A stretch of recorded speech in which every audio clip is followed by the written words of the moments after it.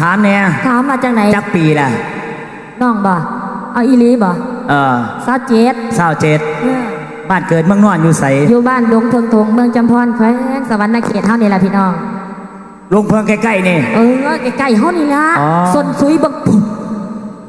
แต่พี่ไปพุ่นซ้ำกันบ่ครับแต่พุ่นมาหาพี่ซ้ำกันโอ้ซ้ำกันแล้วบ่แม่ซ้ำกันกระบอกแมนคนอื่นคนไก่พี่น้องลูกกับบ้านหลังกับสวนเอาเองพี่น้องสร้างบางจำพรรอกลับไปจัดการขอฝากแห่งจิตแห่งใจฝากในได้พี่น้องเด้อช่วยเสียนอนักแสดงนักศิลปินบ้านเอาเองพี่น้องเนาะกาน้องสาวลาดวงน้อยแดนสวรรค์โอ้ยเพิ่นก็มีชื่อเสียงโด่งดังหลายผลงานเพลงมอไผ่ยังสิมีผลงานเพลงใหม่มาอยู่บ่เนี่ยมีตัวมีบ่มาจะได้ทั้งไอ้เจ้าจังไรเพราะว่าศิลปินทั้งอัน4 ทานเป็นบ่ยัง4 ทานบ่ไอ้เพิ่นยังมีนักศิลปินที่มีชื่อเสียงกันเนาะก็แล้วกันเนาะไอ้จอยเนาะ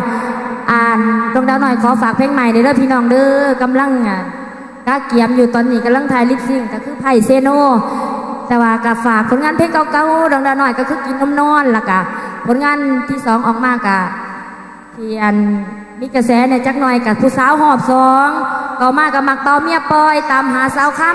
ำล่าสุดเอลิก็คือสาวกัวเซ่เนาะพี่น้องเนาะตอนนี้แตก2,400,000 วิวแล้วพี่น้องเอาบาเน่ดวงดาวหน่อยกับซีน่าพี่น้องไปก่อนเด้เพราะว่าสิได้ไปเตรียมเจ้าเนาะใส่สุดมาล่ำเรื่องพี่น้องอัดตบมือสู้ๆจ้าขอตบเสียงตบมือให้จับน้องสาวดวงดาวหน่อยเด้อเนาะกาถือว่าเป็นเพลง FC เนาะหลายเนาะที่เพิ่นรู้จักบางคนก็เคยเห็นแต่เคยได้ยินแต่เสียง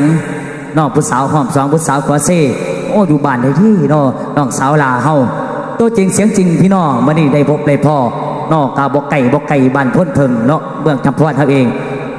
นักร้องครับอับเชิญเพิ่นมาเนาะทางทีมงานเฮาดงเพิงบ่